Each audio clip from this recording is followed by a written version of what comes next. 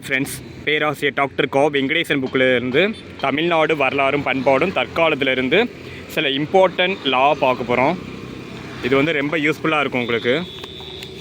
சிறப்பு திருமண சட்டம் 1954, இந்து திருமண சட்டம் 1955, இந்து வாரிசுரிமை சட்டம் 1956, இந்து சுவீகாரம் மற்றும் பராமரிப்பு சட்டம் 1956, குழந்தை திருமண தடுப்பு சட்டம் 1956, மகப்பேறு சலுகைகள் சட்டம் 1961, வரதட்சணை தடுப்பு சட்டம் 1961,